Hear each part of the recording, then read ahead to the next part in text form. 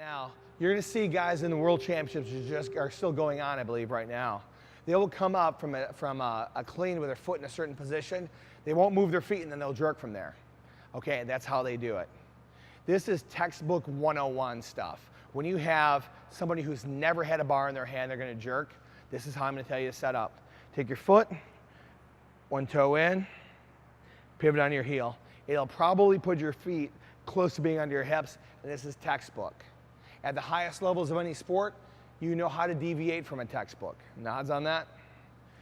Rack position, bars in contact with the shoulder. The elbows are going to be down and spread. I would have her have a wider hand position, but Julie has a tendency to want to bring her hands in. If I could fix it, I would. I don't know how. Maybe somebody else can. So, yeah, all right.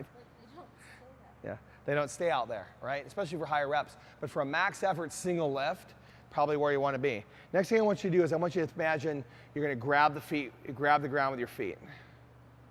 You're almost immediately slide back to a better balance position through your middle of your ankle. I don't necessarily want you on your heels. I say heels a lot, but understand this, if you're on your heels, your toes are floating, your balance is there, and this bar is going to not do the right thing. You should be balanced throughout your foot with predominance towards the back part of your foot. She's going to do a shallow dip for me.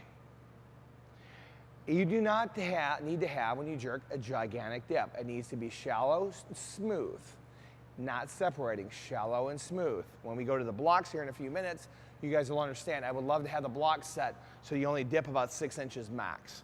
Maybe this far would be as far as I'd want her to dip. Nods on that? Let's have you dip this far. Go ahead.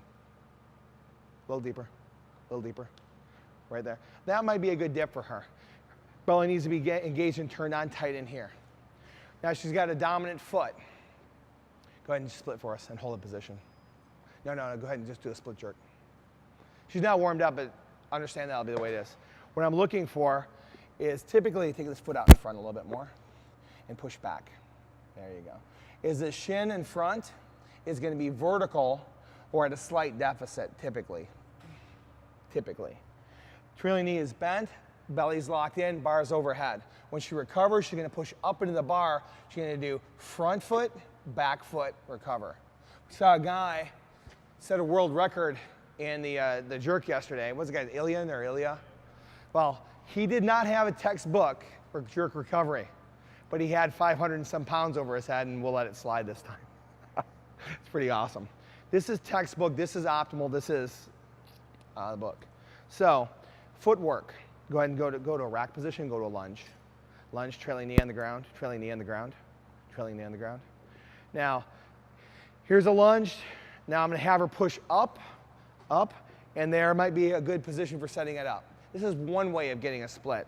Coach Berger does some measurement around the feet with some chalk lines, and he practices splitting your feet. You need to go a place to get underneath the bar. That's where a split jerk. Do a full split jerk, please. Same thing, longer foot position. There you go. A little better. Front foot, back foot, recover.